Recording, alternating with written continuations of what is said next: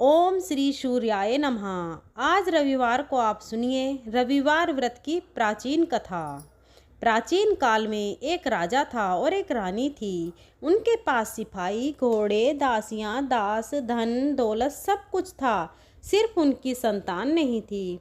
इसी कारण वो दोनों राजा रानी बहुत दुखी रहते थे। संतान प्राप्ति के लिए उन्होंने हर तरह के दान धर्म, धार्मिक अनुष्ठान, जप मंत्र, पूजा पाठ आदि सब किया, लेकिन इससे उनका कोई फायदा नहीं हुआ। जब राजा और रानी वृद्ध होने लगे तो दोनों को बहुत चिंता हो गई। वे दोनों सोच में पड़ गए कि अब हमारे इतने बड़े राज्य का क्या होगा, कौन बनेगा इस राज्य का वारिस, कौन प्रजा की जिम्मेदारी निभाएगा। राजा और रानी दिन रात इसी चिंता में घुटने लगे। उन्हें खाने और पीने की भी सुध नहीं रहती थी। एक सुबह राजा के दरबार में एक साधु आता है तो दासी रानी को बतलाती करती है। तब वह दासी से कहती है, यह मेरा अंतिम दान धर्म है, इसके बाद मैं अपने हाथों से कोई दान धर्म नहीं करूंगी। रानी चावल भरा छाछ हाथ में लेकर बाहर आती है और साधु की झोली में भिक्षा डालने आगे बढ़ती है तो उसके चेहरे पर छाई उद्दिता साधु की दृष्टि में आती है। वह उससे पूछता है कि रानी साहिबा, आपको क्या हुआ है, आप क्यों इतनी उदास हो गई हैं। तब रानी साधु को सारी हकीकत बताती है और सिसक लगती है। उस पर वह साधु कुछ पल गंभीर हो जाता है और कहता है कि चिंता मत करो रानी साहिबा, आपकी संतान की इच्छा पूरी हो जाएगी। आपकी कोख से एक पुत्र का जन्म होगा, मात्र वह 14 साल तक ही आप लोगों को मिलेगा, इसके आगे वह जीवित नहीं रह पाएगा। इससे बढ़कर आपको कुछ देना मेरे लिए संभव नहीं है। अपनी बात पूरी करते उसने अपनी झोली में हाथ डाला। झोली में हाथ डालकर थोड़ी सी भभूति निकालकर उसे रानी को दे दी और कहा, आप और महाराज दोनों इसे बांटकर ग्रहण कर लेना, तुम्हें जल्दी पुत्र की प्राप्ति होगी। और वह साधु अपनी राह को चला गया। उसके जाने के बाद रानी सोचने लगी कि 14 साल ही सही, उसने कुछ समय के लिए हमें पुत्र तो मिलेगा, यही काफ़ी है। उसने साल तक मैं उसे ही जी जान से बड़ा करूंगी, उसे ढेर सारा प्यार और दुलार करूंगी, अपनी संतान की मुराद पूरी करूंगी। उस रात अपना सारा राज गाज खत्म करके राजा जब रानी के महल में गए तो रानी ने राजा को सारी बात बता दी और साधु की दी हुई भभूति राजा को दिखाकर बोली कि साधु महाराज ने यह भभूति हम दोनों को ग्रहण करने के लिए दी है। राजा बोले, इतना दान और धर्म किया, जप और तप किया, उसका कोई फल नहीं मिला, अब इस भभूति से हमें क्या संतान प्राप्त होगी। उस पर रानी बोली, जब इतना सब कुछ कर लिया है तो अब यह भी सही, क्यों हम उस साधु के क्रोध को बुलावा दें। राजा को वो अब किसी बात पर विश्वास था, पर रानी को दुख न पहुँचे इसलिए वह राजी हो गया। और राजा रानी दोनों नहाते धोते फिर अपने भगवान का नाम का स्मरण करते हैं, अपने पुरखों का स्मरण करते हैं और उस साधु महाराज का नाम स्मरण करके वह भभूति बांटकर दोनों खाते हैं। उसके बाद दोनों निश्चित होकर सो जाते हैं। तो कुछ दिन गुजर जाते हैं और साधु द्वारा कहे अनुसार रानी गर्भवती हो जाती है। उस पर राजा और रानी दोनों की खुशी गगन में नहीं समाती। राजा रानी से बोलते हैं, महारानी, सचमुच साधु महाराज की कृपा हो गई। तो 9 महीने बाद रानी ने एक सुंदर पुत्र को जन्म दिया। राजा ने बड़ी धूमधाम से पुत्र का नामकरण किया। सारे राज्य में 8 दिन तक अन्न तर्पण रखा, उत्सव मनाया गया। आप पुत्र की कुंडली देखने के लिए राज्य के सबसे विद्वान पंडित जी को बुलाया गया। जो कुंडली देखकर पंडित जी बड़े चिंतित हो गए, कहने लगे, महाराज, हमारा राजपुत्र सिर्फ 14 साल तक हमारे पास रहेगा। राजा को इस बात की भनक तो थी ही, रानी को भी साधु महाराज की बात थी। दोनों चुप रह जाते हैं। उसके बाद राजा और रानी बड़े प्यार से बेटे की परवरिश करते हैं, उसकी हर खुशी पूरी करते हैं। और थोड़े समय के लिए ही सही, भगवान ने संतान की अपनी मुराद पूरी तो कर ली, इससे वे समाधान मानते हैं। राजकुमार दिन प्रतिदिन बड़ा होता है। जब वह 7 साल का हो जाता है तो राजा एक अच्छे गुरु की नियुक्ति करके उसे पढ़ाई लिखाई, घोड़सवारी आदि 12 विद्याओं का शिक्षण देते हैं। जब वह सब शस्त्र विद्या में पारंगत हो जाता है और 12 साल की उम्र का हो जाता है तब एक अच्छी सी राजकन्या खोजकर उसकी शादी करा देता है। तो 2 और साल बीत जाते हैं। बेटा 14 साल का हो जाता है। एक दिन राजपुत्र राजा से बोलता है, पिताजी, मैं अपना सारा राज्य घूमकर देखना चाहता हूँ। आज तक मैंने सिर्फ इस रजवाड़े के अतिरिक्त कुछ देखा नहीं है। बेटे की बात सुनकर राजा चिंतित हो जाते हैं, क्योंकि पुत्र को 14वां साल शुरू ही हुआ था। अब कोई अनहोनी होने का वक्त नज़दीक आ पहुंचा था। लेकिन राजा यह सब बातें पुत्र को बता नहीं सकता था। राजा अपने चेहरे पर खुशी लाकर बेटे से कहता है कि हाँ हाँ जरूर जाओ बेटा, तुम्हें अपना सारा राज्य घूमकर देखना चाहिए। कहाँ क्या है यह सब जानना चाहिए। कल मेरे बाद तुम ही को तो ये राजा बनना है। मात्र एक बात का ध्यान रखना, तुम जहाँ जा रहे हो, क्या कर रहे हो, यह बात अपनी पत्नी को नहीं बताना। पुत्र कहता है, ठीक है पिताजी, आपने जो कहा है मैं वैसा ही करूँगा। राजपुत्र दिन भर अपनी पत्नी के साथ रहता है, खुशियाँ मनाता है और रात को 12 बजे वह उठकर बाहर चला जाता है। फिर सुबह होने से पहले वापस अपने महल में आकर सो जाता है। ऐसा बहुत दिनों तक चलता रहा। पुत्र का 14वां साल खत्म होने में कुछ ही दिन बाकी थे। इतने में उसकी पत्नी यानी छोटी रानी रात में जाग जाती है। वह देखती है कि बिस्तर पर राजपुत्र नहीं है। वह महल में सब जगह देखती है तो राजपुत्र कहीं भी नजर नहीं आता। वह क्या करती, किससे कहती, वह चुपचाप रहती है। फिर वह सुबह होने पर देखती है कि उसका पति अपनी जगह सोया हुआ है। वह पति से कुछ नहीं पूछती है। लेकिन दूसरी रात भी जब वैसा ही होता है, तीसरी और चौथी रात और कुछ दिनों तक ऐसा ही चलता रहता है, तब रानी बहुत चिंतित हो जाती है। उसके मन में ढेर सारे सवाल उठते हैं, लेकिन उसे पूछने में डर लगता है। शायद पति गुस्सा कर बैठे। सास ससुर से पूछने के बारे में सोचा तो उसकी कुल मर्यादा बीच में आ जाती थी। तो इस तरह वह मन ही मन घुटती रही। इस हालत में उसे खाने पीने में दिलचस्पी नहीं होती थी। वह दुबली पतली हो जाती है। तो उस राज्य में फूल बेचने वाली एक बूढ़ी मालिन थी। वह हमेशा छोटी रानी को फूल देने उसके महल में आती थी। उस बुढ़िया का ध्यान छोटी रानी पर पड़ जाता है। वह उससे पूछती है, बेटी, तुम्हें किस बात का दुख है? तुम इस तरह सूख कर कांटा क्यों बनी हो? उस पर रानी कहती है, क्या बताऊं तुम्हें अम्मा, तुम्हारा राजपुत्र हर रात्रि को बाहर चला जाता है और सुबह वापस लौट कर आ जाता है। वह कहाँ जाता है, क्या करता है, यह सोच सोच कर मैं अन्य जल ग्रहण नहीं कर पाती हूँ और सूख सूख कर इस तरह कांटा बन रही हूँ। बुढ़िया तब बात सुनकर उसे एक उपाय बताती है, बेटा ऐसा करना, आज रात को तुम सोना मत, उसके पीछे जाकर देखना कि वह कहाँ जाता है, क्या करता है और उसकी अच्छी तरह से पहरेदारी करना। तो छोटी रानी बोली कि अगर मुझे नींद आ गई। तो बुढ़िया बोली कि तुम्हें नींद ना आए इसलिए एक काम करना, अपने बाएं हाथ की उंगली में एक जख्म कर देना, उस पर थोड़ी सी मिर्ची छिड़कना, उससे तुम्हें बड़ी जलन होगी और उस पर पीड़ा से तुम्हें रात भर नींद नहीं आएगी। रानी बुढ़िया के कहे अनुसार वही करती है। उंगली की जलन से उसे बड़ी देर तक नींद नहीं आती, लेकिन रात में वह सो जाती है। दूसरे दिन सुबह बुढ़िया फूल लेकर उसके महल में पहुंचती है और पूछती है, क्या हुआ बेटी, क्या तुम देख पाई कि पति कहाँ जाता है? रानी कहती है, नहीं अम्मा, पहले कुछ समय जलन के कारण मुझे नींद नहीं आई, पर कुछ देर के पश्चात मैं सो गई। बुढ़िया कहती है, कोई बात नहीं, आज तुम उंगली पर पहले से थोड़ा बड़ा जख्म करना और थोड़ा मिर्च लगाना, ज़्यादा मिर्च लगाना। तो रानी ने वैसा ही किया, परंतु वह सिर्फ पति को बाहर निकलते हुए देख पाती है, उसके पीछे नहीं जा सकती क्योंकि उसे फिर से नींद आ जाती है। दूसरे दिन सुबह बुढ़िया आती है तो उसके पूछने से पहले ही रानी रोकर कहती है, अम्मा, मैं आज भी उसकी पहरेदारी ठीक तरह से नहीं कर पाई। बुढ़िया कहती है, रोना नहीं बेटी, सब कुछ ठीक हो जाएगा। तुम आज रात जख्म और बड़ा करना और उस पर ज़्यादा मिर्ची लगाना, और एक काम करना कि जब वह जाने के लिए निकलता है तब उसका रास्ता रोकना। बुढ़िया ने जैसा बताया रानी ने वैसा ही किया। आज रात उसे नींद नहीं आती है। पति जब रात को महल से निकलने के लिए चलने लगता है तो वह बुढ़िया ने जैसा बताया वैसा ही करती है। दौड़कर जाकर पति का रास्ता रोकती और कहती है, कहाँ जा रहे हो, किससे मिलने जा रहे हो, मुझे बताओ। राजपुत्र उसे समझाने की बहुत कोशिश करता है।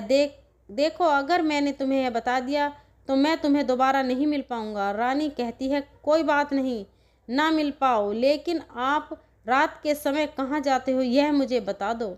राजपुत्र निरुपाय हो जाता है।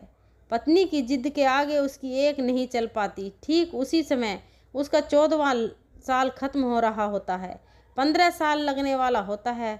जो होता है वह हो जाने दो, यह सोचता है और कुछ चावल मंत्रों से सिद्ध करके पत्नी को देखकर कहता है कि इन चावलों के दानों को हाथ की मुट्ठी में पकड़ना, पहले दाएं हाथ में पकड़े चावल मेरे ऊपर फेंकना, मैं कौन हूँ तुम्हें पता चल जाएगा। बाद में बाएं हाथ में पकड़े चावल मेरे ऊपर फेंकना, मैं जैसा था तुम्हें मिल जाऊंगा। लेकिन यदि तुम बाएं हाथ के चावल मेरे ऊपर फेंकना भूल गई तो मैं तुम्हें कभी नहीं मिल पाऊंगा। रानी ने कहा, नहीं भूलूंगी। रानी बड़े आत्मविश्वास के साथ यह कहकर दाएं हाथ के पकड़े चावल पति के ऊपर फेंक देती है तो राजपुत्र एकदम एक विशाल घोड़ा बन जाता है। एकदम उम्र, सफ़ेद गर्दन का पर लंबी आयल देखते देखते वह तेजी से दौड़ने लगता है। रानी उस घोड़े को एकदम बहुत चक्की होकर देखने लगती है और पति ने बाएं हाथ के चावल फेंकने की जो बात कही थी वह भूल जाती है। उसकी आंखों के सामने घोड़ा महल से बाहर निकल कर चला जाता है। घोड़ा जो महल से बाहर जाता है तो वापस नहीं आता। अब रानी को बड़ा पश्चाताप हुआ। वह स्वयं को कोसने लगी, लेकिन अब उसका कोई फायदा नहीं होने वाला था। राजपुत्र अब वापस नहीं आने वाला था। सुबह होते ही महाराज को सब पता चला। उन्हें बहुत दुख होता है। वे बिस्तर पकड़ते हैं और राह देखते हैं कि एक दिन उनका बेटा वापस आ जाए। इस तरह 1 महीना गुजरता है, 3 महीने गुजरते हैं, आखिर 6 महीने पूरे हो जाते हैं। राजपुत्र का कोई अता पता नहीं चलता। प्रधान राजपुत्र को ढूंढने के लिए राज्य के गांव-गांव सिपाही भेजता है, लेकिन उन्हें कोई सफलता नहीं मिलती। इधर रानी अपनी हट के कारण पति गायब हो गया है, यह सोचकर स्वयं को मन ही मन कोसती है और प्रण लेती है कि वह कुछ भी करके पति को ढूंढ कर लाएगी और उसे वापस घर लेकर आएगी। एक दिन सुबह उठकर सास ससुर के महल में जाती है और कहती है कि मैं अपने पति की खोज में जा रही हूँ। महाराज को और क्या चाहिए था, कुछ भी करके उनका बेटा उन्हें वापस मिलना चाहिए। बहू को जाने की अनुमति देकर कहने लग गई, बेटी तुम्हें जो चाहे वह करो, जहाँ जाना है वह जाओ, लेकिन हमारे बेटे को वापस लेकर आओ। अब रानी अपना शाही भेष बदलकर एक सेठानी बन जाती है। कुछ दासियों को, कुछ नौकरों को साथ लेती है, कुछ सामान साथ में लेती है और राज्य की सीमा पर जाकर वहाँ एक भोजनालय खोल देती है। वहाँ आने वाले सब यात्रियों को खाना मुफ्त में देने लगती है। मात्र एक शर्त रखी कि खाने वाले को उसकी देखी हुई कोई अजीब चीज़ उसकी मालकिन को यानी राजकन्या को बतानी पड़ेगी। तो वहाँ आने वाला हर नागरिक अपनी तरफ से मैंने यह देख, मैंने वह देख कहकर वहाँ से मुफ्त खाना खाकर जाता था। परंतु रानी को जो बात चाहिए थी वह अब तक नहीं मिली थी। ऐसे ही कुछ दिन बीत गए तो रानी के महल में फूल लेकर आने वाली बुढ़िया की एक बेटा और बहू थे। उनका एक छोटा बेटा था, यानी बुढ़िया का एक पोता था। तो बेटा और बहू सुबह काम के लिए निकलते थे तो पोते को संभालने की जिम्मेदारी बुढ़िया पर रहती थी। दिन भर पोते को संभालती थी। एक दिन बुढ़िया को पान खाने की आदत थी तो पान लगाने के लिए चूना चाहिए था। वह उसे तैयार करने के लिए सीपी लेकर आई। इन सीपी को भूनने के लिए गोबर के कंडे चाहिए थे। कंडे इकट्ठा करने के लिए वह बांस की टोकरी लेकर चरवाहे के मैदान में गई। वहाँ बहुत सारे कंडे थे। उन्हें जमा करते करते उसे घर आने में अंधेरा हो गया। इस ओर शाम होते ही काम से वापस आकर बेटा और बहू घर पहुँचे तो देखा कि बच्चा घर पर अकेला है और रो रहा है। वे दोनों गुस्से से लाल पीले हो गए। इतने में बुढ़िया आ पहुँची। बेटे ने पूछा, पोते को घर अकेला छोड़कर कहाँ गई थी? बुढ़िया बताने लगी, मैं गोबर के कंडे इकट्ठा करने गई थी। इस पर बेटा बोला, दोबारा बच्चे को अकेला घर पर छोड़कर यदि कहीं गई तो मैं तुम्हें बहुत पीटूंगा। बुढ़िया कहने लगी, नहीं बेटा, फिर कभी ऐसा नहीं करूँगी। लेकिन दूसरे ही दिन वह बात भूल गई और फिर चरवाहे के मैदान में कंडे इकट्ठा करने चली गई। शाम को जब बेटा और बहू काम से वापस लौटे तो देखा कि बच्चा घर पर अकेला है और रो रहा है। अब उसके बेटे की सहन शक्ति खत्म होने लगी और बूढ़ी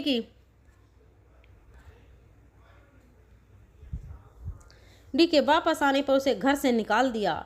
बुढ़िया रात भर घर के बाहर अंधेरे में बैठी रही और सुबह होते ही हाथ में टोकरी लेकर कंडे इकट्ठा करने के लिए निकल गई। उस दिन उस पर कंडे इकट्ठा करने का मानो पागलपन सवार हो गया था। कंडे इकट्ठा करते करते जब अंधेरा हो गया, उसे मालूम ही नहीं चला। उसे जब ध्यान आया तो गांव का रास्ता भी ठीक तरह से दिखाई नहीं दे रहा था। वह अंधेरे में आंखें फाड़ फाड़ कर देखती देखती किसी तरह आगे निकल पड़ी तो एक कपिला गाय छन छन की आवाज़ करते गली की घंटी बजाते हुए ठुमक कर उस मैदान पर आ गई। उसे देखकर बुढ़िया सोचने लगी, इस गाय के पीछे पीछे जाऊंगी तो गांव तक पहुंच जाऊंगी। तब बुढ़िया उसके पीछे पीछे जाने लगी।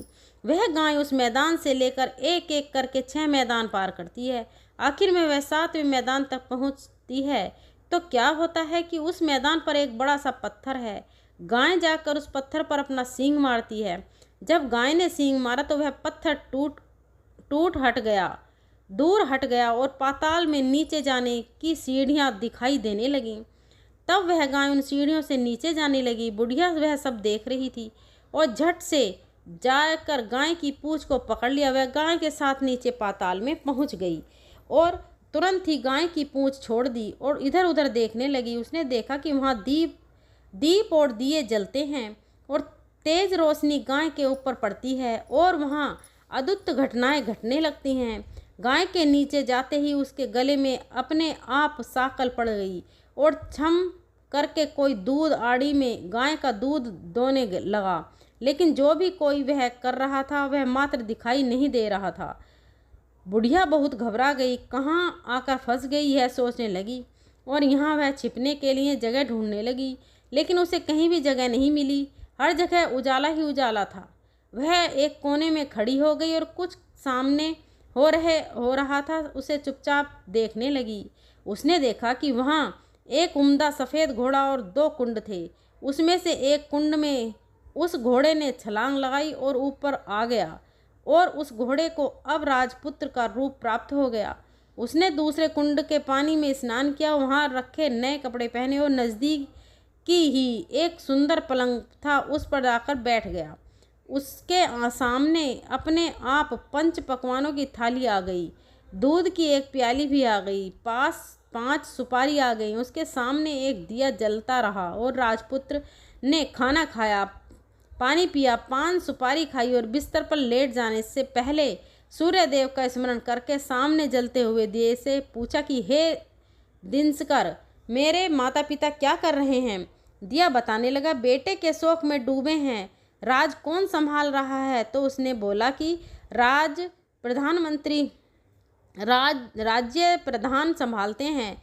उसने पूछा कि मेरी पत्नी क्या करती है। तो दिए ने बोला कि उसने चौराहे पर भोजनालय शुरू किया है और आते जाते लोगों से वह नई खबरें के बारे में पूछती रहती है। दिए के यह कहते ही राजपुत्र कहने लगा कि ठीक है। उसके बाद वह सो गया। बुढ़िया कोने में खड़ी हुई सब देख रही थी। ऐसी अद्भुत घटना उसने ज़िंदगी में पहली बार देखी थी। उसे अंदर ही अंदर चुलबुलाहट होने लगी। वह अपनी भूख प्यास भूल गई और आगे क्या होता है कि उसे उत्सुकता से देखने लगती है। लेकिन उसके बाद और कुछ घटनाएं नहीं घटती। रात गुजर गई और सुबह हो गई। पलंग पर सोया हुआ राजपूत उठा और फिर से पहले वाले कुंड में छलांग लगाई तो अब वह फिर घोड़ा बनकर कुंड से बाहर आ गया। वह तेजी से उच्च पाताल नगरी से बाहर निकल गया, लेकिन वह कहाँ गया बुढ़िया को कुछ पता नहीं चला। उसके बाद पिछली रात की तरह कोई उस गाय को छम छम करके दूध दोने लगा। जैसे ही दूध दोहना खत्म हुआ उसके गले की साकल अपने आप खुल गई और वह गाय तेजी से ऊपर जाने लगी। सीढ़ियों की ओर भागने लगी। गाय को दौड़ता देखकर बुढ़िया सोचने लगी, अब गाय के साथ यहाँ से ऊपर जाना ही समझदारी होगी, नहीं तो कोई मुसीबत आकर उसके ऊपर टपक जाएगी। जड़ से उसने गाय की पूंछ पकड़ ली और गाय के साथ ऊपर आ गई। गाय जब मैदान में पहुंची तो उस सुरंग का रास्ता अपने आप बंद हो गया और उसके मुंह पर एक बड़ा सा पत्थर पहले की तरह खड़ा हो गया। ऊपर आकर वह गाय जंगल की ओर निकल गई। इधर बुढ़िया एकदम बावली सी हो गई। उसने पाताल नगरी में जो कुछ देखा था वह जल्द से जल्द किसी और को बताने के लिए उतावली हो गई। उसे एकदम याद आया कि नगर की सीमा पार कोई औरत भोजनालय चलाती है और नई बात बताने वालों को अच्छा खाना पाना मुफ्त में दे देती है। वह सोचने लगी, क्यों न मैं यह बात उस औरत को जाकर बताऊं। यदि उसे यह बात पसंद आ गई तो बाकी जीवन खाने पीने की झंझट से मुक्ति मिल जाएगी। बुढ़िया ने मन में तय किया और तुरंत उस भोजनालय के द्वार पर टंगी नगाड़े के सामने खड़ी हो गई और जोर जोर से नगाड़ा बजाने लगी। नगाड़े का इस तरह शोर सुनकर मालकिन यानी छोटी रानी मन ही से प्रसन्न हो जाती है कि शायद कोई बड़ी बात हो लेकर आया होगा। रानी सिपाहियों को आदेश देती है, जाइए और जो कोई आया है उसकी अच्छी तरह खातिरदारी कीजिए। आदेश पाते ही सिपाही नीचे दौड़ गए तो एक बुढ़िया नगाड़ा बजा रही थी। उन्होंने पूछा, क्यों नहीं बुढ़िया, क्या हुआ, क्यों नगाड़ा बजा रही हो? बुढ़िया बोली, कुछ नहीं बेटा, यहाँ खाना मिलता है ना, इसलिए आई हूँ। खाना चाहिए, मिलेगा, लेकिन तू मुझे कोई नई बात बतानी पड़ेगी। बताऊंगी एक बात, मालूम है मुझे। इस पर सिपाही उसे अंदर लेकर गए और उनको मालकिन का आदेश था कि जो कोई बूढ़ा बुजुर्ग वहाँ आए उनके साथ अच्छी तरह पेश आना, उनका अच्छे से आदर सत्कार करना। सिपाही ने उस बुढ़िया का भरपूर आदर सत्कार किया। यह उसे बड़ी सिद्ध थाली भरकर व्यंजन परोसे हैं। बुढ़िया कुछ दिनों से भूखी थी, वह खाने पर टूट पड़ी। खाना खाने के बाद सिपाही ने उसे नई साड़ी पहनने को दी। उसके बाद उसे लेकर रानी के पास आए। बुढ़िया और रानी ने तुरंत एक दूसरे को पहचान लिया।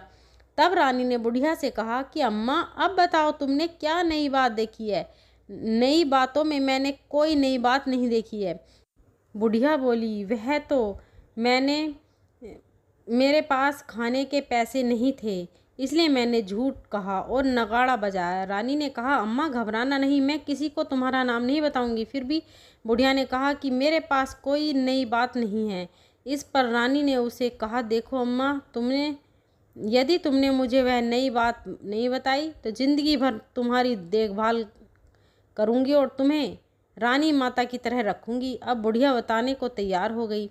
उसने जो कुछ उस चारगाह वाले मैदान पर देखा था वह सब कुछ कुंवर रानी को बता दिया। बुढ़िया की वे बातें सुनकर कुंवर को यकीन हो गया कि वह राजपुत्र उसी का पति है। वह तुरंत बुढ़िया से कहने लगी कि अब माँ, मुझे उस जगह पर ले चलो।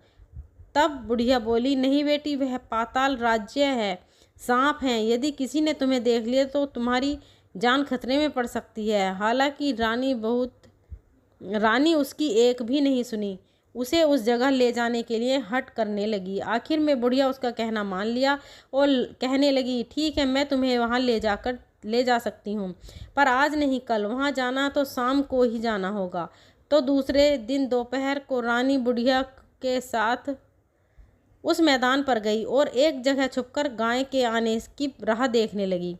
दिन ढलते ही अंधेरा गिरने लगा और गाय हमेशा की तरह वहाँ आ गई। मैदान के उस कोने में जाकर उसने पत्थर पर सींग मारा तो छत से पत्थर हटकर वहाँ सुरंग में जाने का रास्ता खुल गया। गाय उस रास्ते से नीचे उतरने लगी तो बुढ़िया रानी से कहने लगी, जल्दी आगे बढ़ो, हम गाय की पूँछ पकड़कर नीचे उतर जाएंगे। दोनों गाय की पूँछ पकड़ नीचे उतर गईं। बुढ़िया पहले जिस कोने में छिपी थी उस कोने में छिप गई। अब नीचे यह कुछ पहले जैसा घटित हो रहा था। गाय के गले में अपने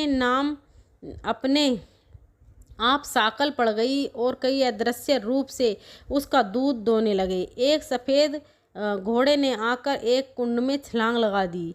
राजपूत के रूप में ऊपर आया। वह राजपुत्र दूसरे कुंड में नहाने लगा। बाद में उसके सामने खाने की थाली आ गई, दूध की प्याली आ गई, पान का बीड़ा आ गया।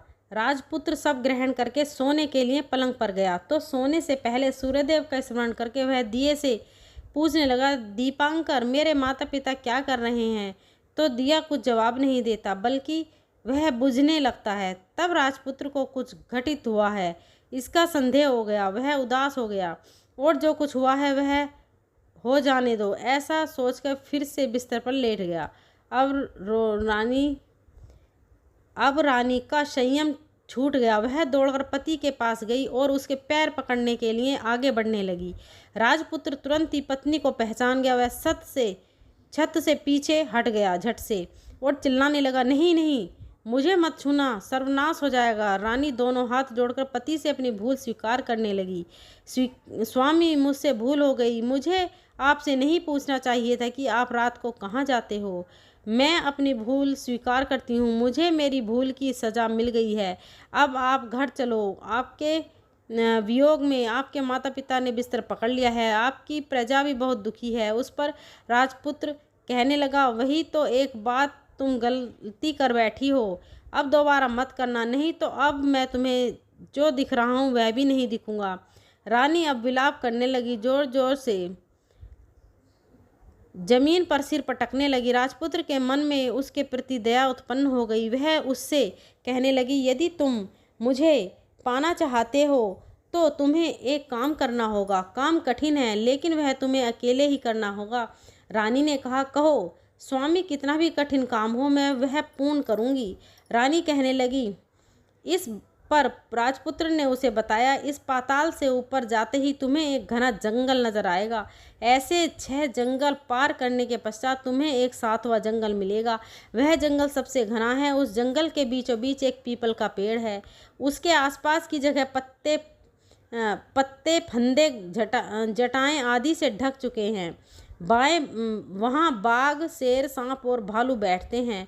तुम्हें उन सबको भगाकर वह जगह साफ करनी है। उसको गोबर से लिपाई करके पवित्र बनाना है, रंगोली से सजाना है। उसके बाद वहाँ धूप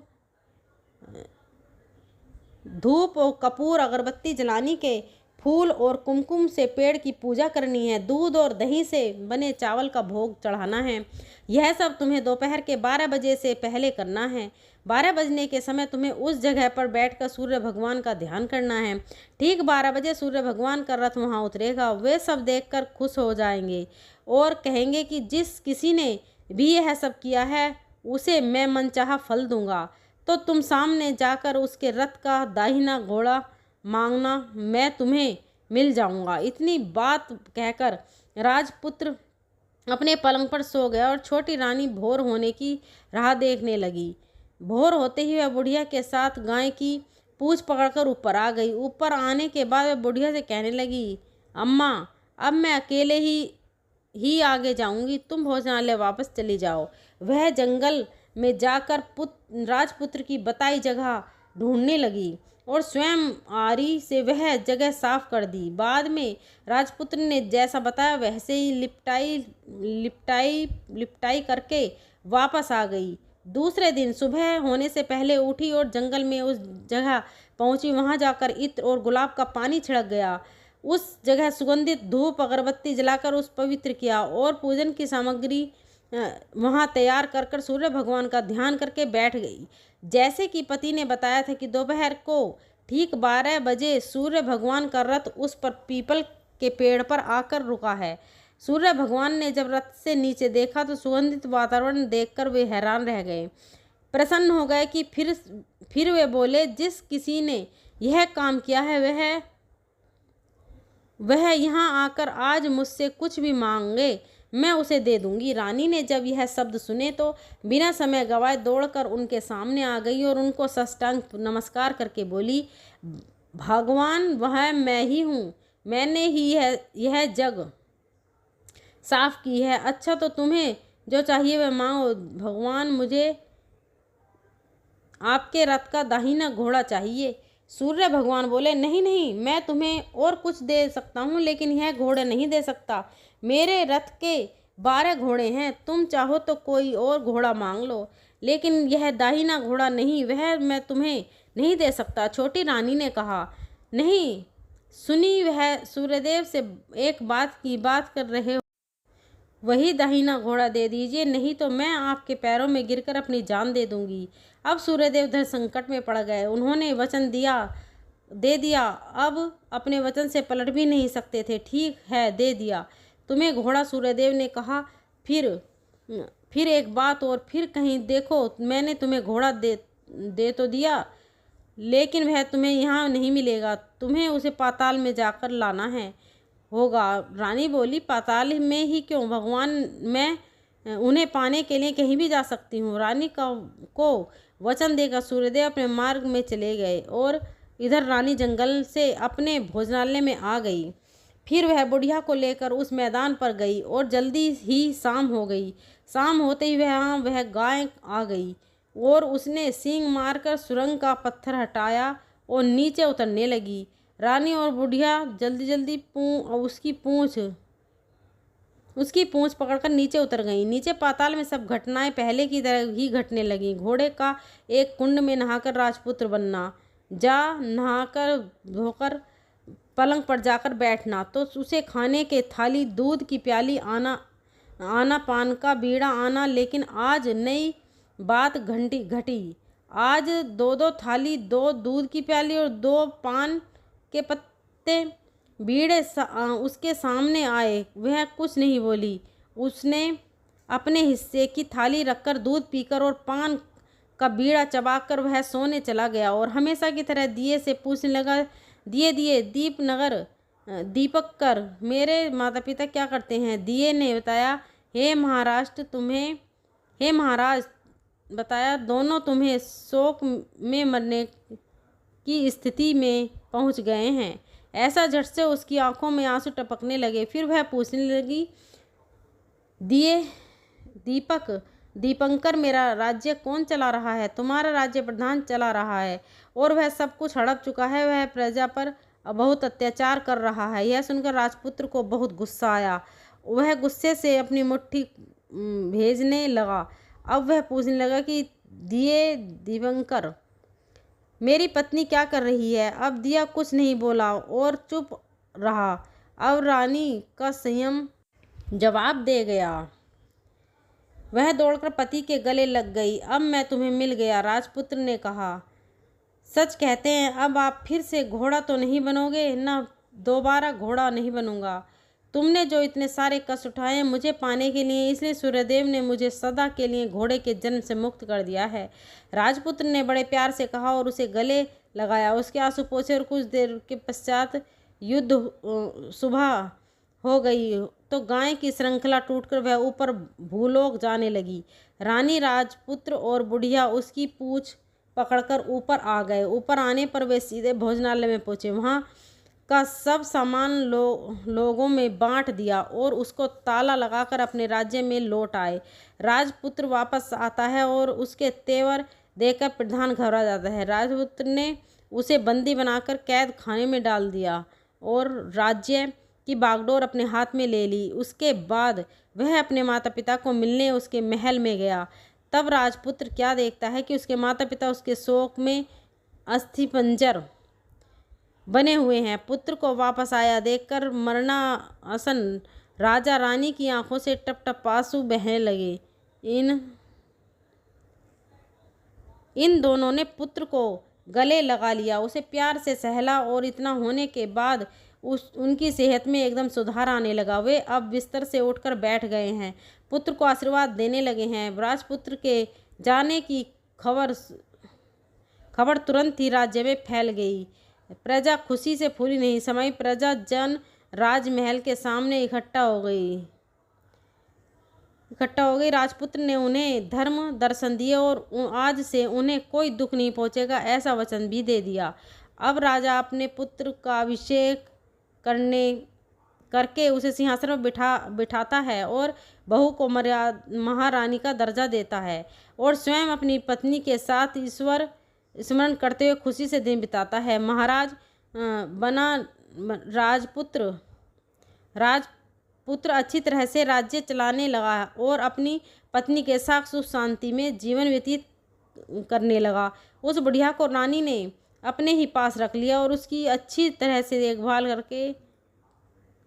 देखभाल करने लगी। बुढ़िया और उसके बुढ़ापे के दिन खुशी से गुजरने लगे। प्रेम से बोलिए सूर्य नारायण भगवान की जय। आइए अब श्रवण करते हैं सूर्य भगवान की आरती। नमो नमस्ते अस्तु सदा विभसो सर्वतने सप्त सहाय भानवे अनंत शक्ति मर्ण भूषणेन वदस्य भक्तिम मम मुक्तिम वयाम।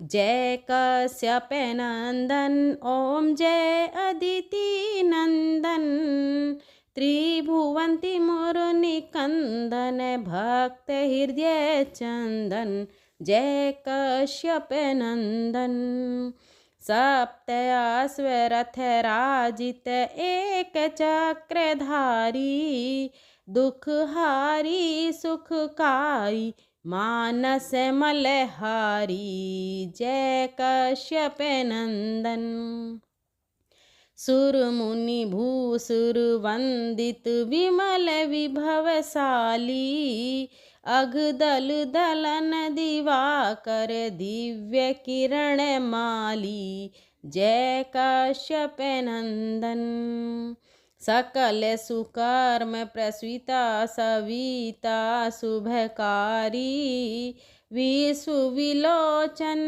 मोचन भव बंधन भारी जय कश्यप नंदन कमल समूह विकासक नासक त्रैतापा सेवत सहज हरत यति मन सिज संतापा जय कश्यप नंदन नेत्र व्याधि हर सुरवर भूपीड़ा हारी वृष्टि विमोचन संतत परिहति व्यरत धारी जय कश्यप नंदन सूर्य देव करुणा करे अब करुणा कीजिए स्वामी अब करुणा कीजिए हरे अज्ञान मोह सब तत्व ज्ञान दीजिए जय कश्यप